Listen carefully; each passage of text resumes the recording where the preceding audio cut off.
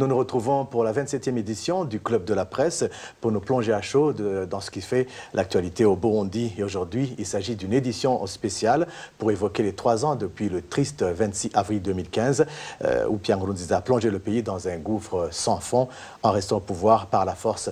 Depuis, de nombreuses initiatives pour restaurer un état de droit ont été entreprises. En politique, par exemple, on parlerait principalement de la principale plateforme de l'opposition, SNARED.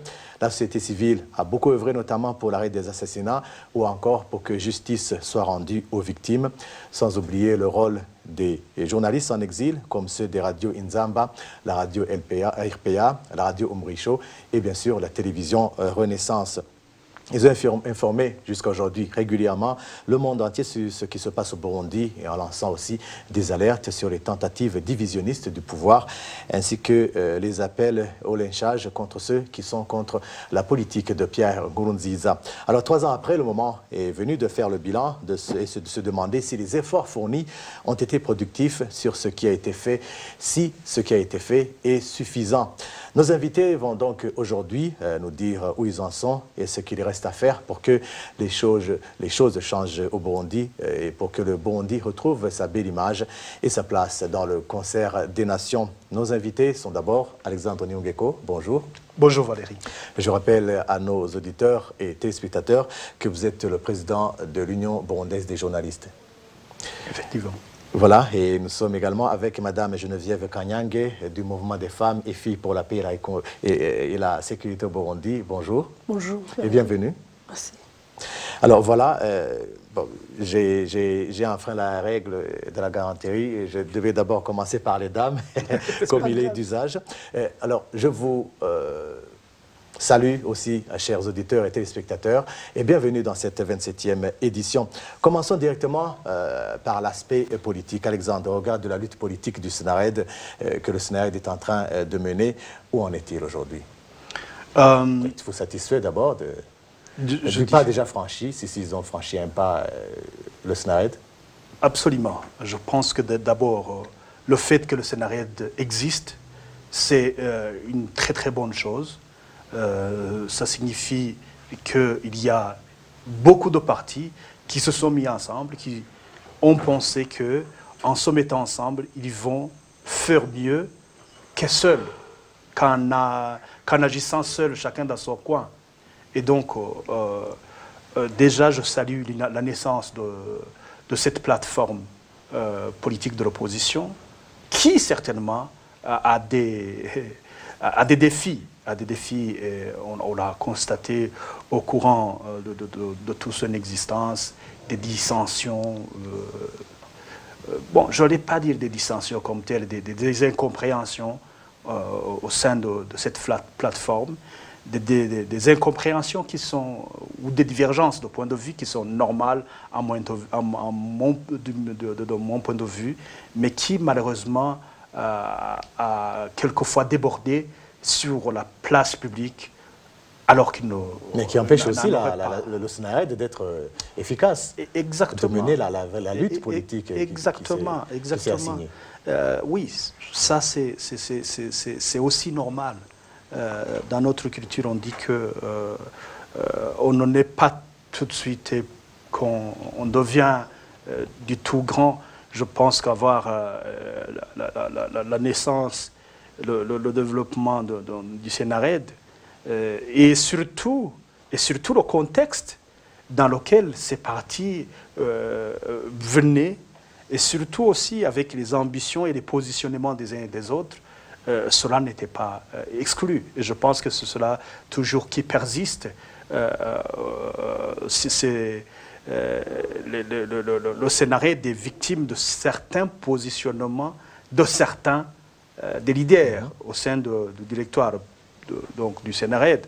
Et je pense qu'effectivement, si le SNARED ne parvient pas à aller au-delà de ses appartenances politiques pour effectivement constituer une plateforme unique en attendant bien évidemment de retourner au Burundi et de pouvoir continuer à jouer la politique au sein de leur parti politique, on ne pourra pas avancer. Donc aujourd'hui, je pense que les chefs des partis politiques devraient oublier aujourd'hui Ils n'ont pas de partis politiques. Comment est-ce qu'on peut avoir un parti politique quand on est, en exil? Et le parti politique, il est sous quelle règle? Il est régi par quelle loi? Et donc, je pense qu'aujourd'hui, effectivement, tous ces politiciens de l'opposition devraient se mettre ensemble comme à Rome pour d'avoir recouvré ce que tous les Burundais ont besoin. Ça veut dire un pays, le Burundi. Nous allons y revenir en ce qui concerne les chicaneries au sein du Sénarède. Mais Madame Geneviève, visiblement, rien n'arrête Pierre Nkurunziza. Il continue sa route, son bonhomme de chemin. Il y a eu la lutte contre le troisième mandat. Et maintenant, il y a une constitution taillée sur mesure qui lui tend les bras. Le 17 mai prochain. Mais est-ce que la lutte politique n'est pas un échec finalement? Ce n'est pas du tout un échec. C'est vrai, à y voir de loin, on se dirait que oui, il est en train d'avancer, rien ne l'arrête. Moi, je pense qu'il est déjà arrêté. Vous savez que depuis 3 ans, il n'a jamais pris l'avion. Et pourquoi? Il est prisonnier dans son propre pays. Et c'est vrai, il y a le référendum qui va avoir lieu, le vote va avoir lieu le 17 mai, mais c'est un référendum qui est organisé d'abord dans un contexte qui n'en était pas un. La loi burundaise, la constitution le dit si bien, c'est pas dans des moments, dans des circonstances où le pays se trouve aujourd'hui où il fallait organiser un référendum. Et un référendum pour dire, oui, il y a des articles qui sont plus intéressants. En fait, c'est même ça qui fait le cœur de ce référendum. Comme vous le dites, il est taillé sur mesure, il est taillé sur lui-même, tout en oubliant qu'il ne sera pas toujours là. Donc ça va changer. Ça va changer parce que ce référendum ne peut pas exister tel qu'il est dans les circonstances dans lesquelles il veut passer. On voit bien que c'est après avoir terrorisé tout le monde, ceux qui peuvent s'exprimer, dire non, qui va se dire oui, je suis au pouvoir, mais on voit bien qu'il a peur. Il a très peur. C'est pour vous dire que c'est pas ce référendum qui va l'installer au pouvoir éternellement, parce que c'est pas solide. Alors, nous avons vu les membres du Sénarède qui ont exposé leur...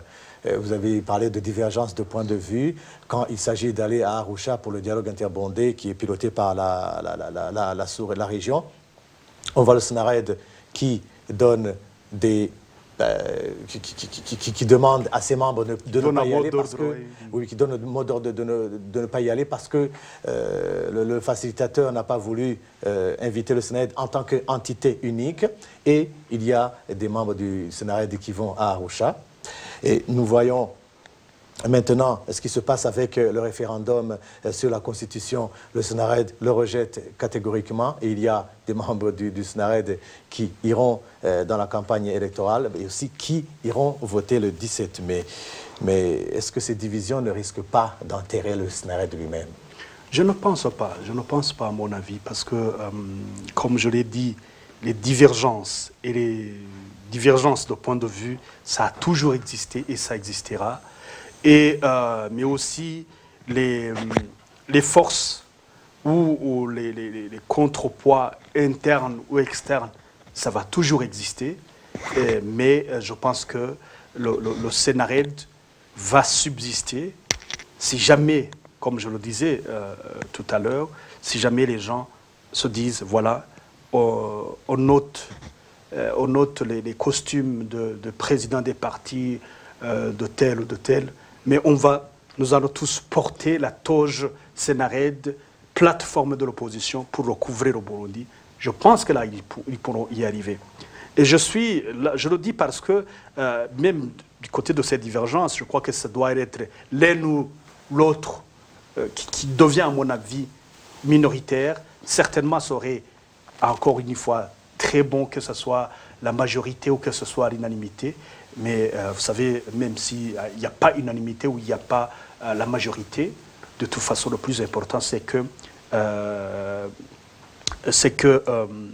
le plus grand nombre puisse voir qu'est-ce qu'ils veulent et comment est-ce qu'on va y arriver. Et bien évidemment, et réfléchir. En réfléchissant, penser aussi à ceux qui pensent de l'autre côté et essayer, encore une fois, de rassembler, même si dans certains cas, ça peut être difficile et même impossible. Et alors, là, ce sera clair, il faut marcher avec ceux qui veulent avancer et les autres, probablement, qu'ils pourront les rejoindre ou qu'ils pourront se la viser. Bah justement, il y a eu la formation du Forum citoyen qui regroupe l'opposition politique, la société civile, la diaspora et toutes les autres organisations burundais qui veulent un changement au Burundi. Quelles sont les chances du Forum citoyen au moment où même il y a eu des divergences de point de vue au sein surtout de la classe politique, de l'opposition?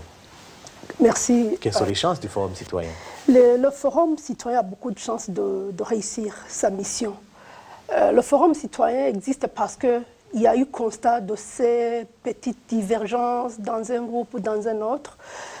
Mais si aujourd'hui, les Burundais de tous les groupes, ceux qui n'œuvrent pas ensemble, il y a les politiciens à part, il y a les organisations de la société civile à part, la diaspora, les organisations des femmes, les organisations des jeunes, tout ce monde-là, les médias.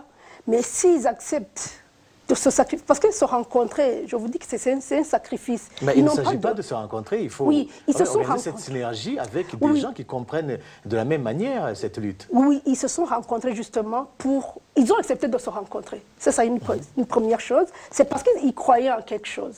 Et quand ils se sont rencontrés, ils ont échangé. Ils n'ont pas mis derrière cette divergence, ils ont mis au centre cette divergence. Moi, j'ai eu la chance d'être là, Alexandre aussi était là. C'était dans une atmosphère où tout le monde disait ce qu'il pense, dans le but de chercher une solution. Et nous avons constaté que nous avons une même compréhension des choses et nous sommes engagés. Ceux qui étaient au forum se sont engagés. C'était des gens qui avaient représenté différents groupes, différentes catégories de Burundais qui s'organisent ici et là. Mais nous avons constaté qu'ils ont cette même compréhension des choses. Ils se sont engagés ensemble à changer les choses. À changer les choses dans quel sens? Dans le sens de se souder de plus en plus et de faire face à leur seul ennemi, celui qui les a chassés du pouvoir le pouvoir de Bujumbura. Voilà, alors, parlons maintenant de la société civile. Nous avons par exemple le CAVIB qui représente les victimes du pouvoir de Bujumbura, le comité burundais pour la CPI qui prône pour la justice internationale, le mouvement des femmes et filles pour la paix et la sécurité au Burundi, la campagne Téchouté ou encore l'autre campagne Halte au troisième mandat. Pour n'en citer que cela, Madame Geneviève Kanyangé, comment jugez-vous les œuvres de la société civile 3 ans après le début de la crise? Sans bien sûr rester dans l'autoglorification, parce que vous êtes membre du mouvement des femmes et filles pour la paix et la sécurité. Le mouvement des femmes et filles pour la paix et la sécurité fait partie de ce grand groupe, de ce grand ensemble. Mais j'essaie de voir comment ces organisations sont nées. C'est un exercice très difficile de s'évaluer. Ce n'est pas très difficile, parce que là où je suis, est-ce que je me sens vraiment très confortable dans ma chaise de faire partie de ce groupe? Pas très confortable, parce que je vois que je ne suis pas là où je veux être. Donc ne vous en faites pas, je saurai comment évaluer ce groupe auquel j'appartiens. Alors, les organisations de la société civile sont nées, d'abord ont été chassées. Et leurs organisations d'origine ont été créées de la liste au Burundi, mais n'ont pas croisé les bras. Ils se sont organisés pour dire non, on va faire ça, on peut faire ça. De toute façon, ce qu'on faisait, la défense des droits humains, c'était notre affaire, donc on va continuer. Alors, ils se sont organisés sans peut-être exister juridiquement ou dans des circonstances très difficiles. Elles existent et elles travaillent, elles dénoncent, elles alertent, elles rapportent, elles font du monitoring. Et c'est ça qui fait qu'aujourd'hui, la communauté internationale est au courant de ce qui se passe au Burundi. Ce n'est pas Nkurunziza et son groupe et son équipe qui rapportent ça. Au contraire, ils utilisent tous les moyens de l'État. Je vous dis que tout son personnel, tout ce qu'il veut, parce qu'il utilise les moyens de l'État pour détruire le travail de ces organisations de la société civile. Mais il n'y arrive pas. parce qu'il y a des preuves qui sont là, malgré qu'il utilise tous les moyens vraiment qui lui sont permis, tous les moyens de l'État, vous savez, tout ce qu'il peut trouver, même la corruption, comme nous le savons, parce que nous le savons, il fait tout, mais il n'arrive pas à barrer la route au travail de ces organisations. Pour moi, je leur donne une bonne cote, mais combien sur une échelle de 10, par exemple? 8 sur 10. 8 sur 10. Parce que même ce qui n'est pas fait, les deux qui restent, c'est parce que justement, ils sont en train de travailler sur un terrain qui n'est pas facile. Les données viennent du Burundi, et sont données par des personnes qui sont sur le terrain au Burundi, mais qui sont poursuivies, pourchassées, emprisonnées, qui se font disparaître comme ça, parce que juste on soupçonne que tu collabores avec telle organisation de la société civile, tel leader qui est à l'extérieur du pays, on te soupçonne, alors là on te fait disparaître, c'est fini, on t'emprisonne, on torture, vous le savez. Mais malgré tout, ces organisations arrivent à faire ce qu'on est en train de voir aujourd'hui. Moi, je me dis que ça a l'air d'aller. Ok, une note de 8 sur 10. Oui. Alexandre, quelle note accordez-vous à la société civile burundaise 3 ans après le début de la crise, au regard de ses œuvres, sur une échelle de 10? Ouais, je suis du même avis que Geneviève. Je donnerai aussi 8. Et pourquoi il en manque 2 pour faire un 10 sur 10? Il en manque 2 parce qu'on n'a pas... Je pense qu'eux-mêmes, ils ne sont pas arrivés là où ils veulent arriver. Ça veut dire arriver au fait que pour ceux qui dénoncent les abus, pour que tous les abus soient monitorés, il y a toujours des limites. Pour ceux qui veulent porter tous les cas devant les juridictions, il y a encore un pas à franchir pour que aussi la justice alors soit faite. Alors, ce jour-là, où il y aura justice faite pour toutes ces victimes, on pourra alors s'enorgueillir et s'attribuer à un maximum. Je pense que c'est aussi par humilité par rapport à ce qu'on fait, un travail qu'on fait, qui est fait par des humains, toujours un travail perfectible. Et donc là, arriver au maximum, ce serait vraiment être, comment dire, ce serait exagéré.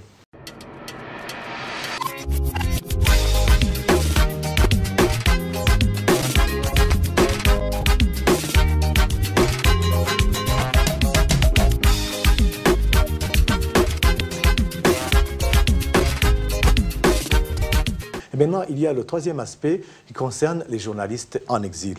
Leurs œuvres, ce qu'ils font aujourd'hui, qui sont notamment dans les radios Inzamba, RPA, Radio Morisho, Télévision Renaissance, des médias que le pouvoir de Bujumbura qualifie de rebelles, Alexandre. Si le pouvoir de Bujumbura m'appelle rebelle parce que je vais continuer ma profession de journaliste, alors j'accepte d'être rebelle. Si le pouvoir de Bujumbura m'appelle rebelle parce que je refuse le déni du droit du public à l'information, alors j'accepte d'être rebelle. Si je veux continuer à rendre ce service public qu'est le journalisme, et que c'est pour cela qu'on m'appelle rebelle, alors j'accepte d'être rebelle. Et je serai fier, je suis même fier de le porter. Parce que ce que nous faisons, ce que le journaliste essaie de faire, c'est un travail très important. Et c'est un travail qui est très important dans une société démocratique. La constitution burundaise et les instruments internationaux reconnaissent le droit du public à l'information, le droit à chacun d'être informé et le droit à tout un chacun de s'exprimer librement. Ok, nous allons revenir tout à l'heure sur l'aspect éthique et déontologie de votre profession, vous qui êtes en exil. Alors, Madame Geneviève, vous qui êtes consommatrice de l'information, quand vous analysez le travail des journalistes en exil, pensez-vous réellement qu'ils sont professionnels dans ce qu'ils font? Oui. Ils sont professionnels. Nous suivons... Mais vous avez un peu hésité, il y a eu 2-3 secondes. Non, non, je cherchais justement, je cherchais là où je peux les avoir. J'étais en train de chercher ou si un jour j'ai entendu quelque chose, mais ça ne peut pas manquer, mais je n'ai pas vite trouvé. Et je les suis chaque jour. Radio Inzamba et Humura, Télé Renaissance, peut-être 5 jours sur 7, mais Inzamba et Humura, je les suis tous les jours. Umurisho aussi, pas tellement, je suis beaucoup accro à Inzamba et Humura, mais même les autres, je les suis.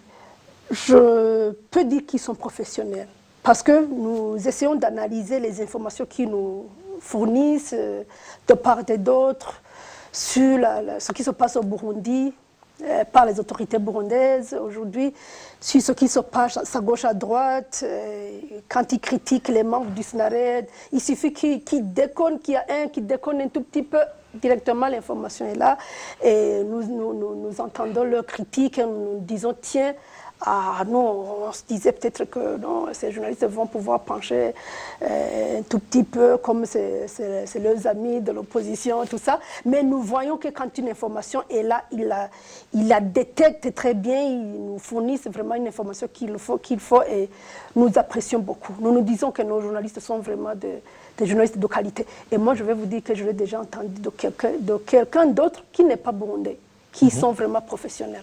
Donc, ok, alors, Alexandre Nugeko, vous êtes le directeur de la radio Nzamba Gate Kakawe. Est-ce que les règles d'éthique et de déontologie sont vraiment respectées par les médias en exil? Franchement, sans parti de manière générale, les règles sont respectées.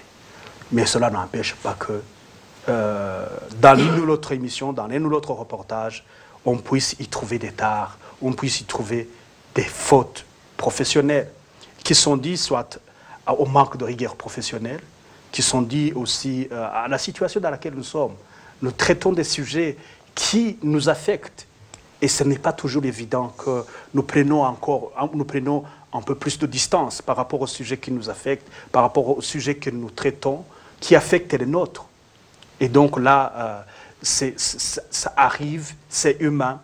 Et il y a le souci d'impartialité qui est mis à rude épreuve, surtout. C'est pas vraiment, je dirais pas que ce soit mis à rude épreuve, parce que, en fait, pour ceux qui ne le savaient pas, les rédactions, comment elles fonctionnent, c'est vraiment l'expression de la démocratie de tout le matin.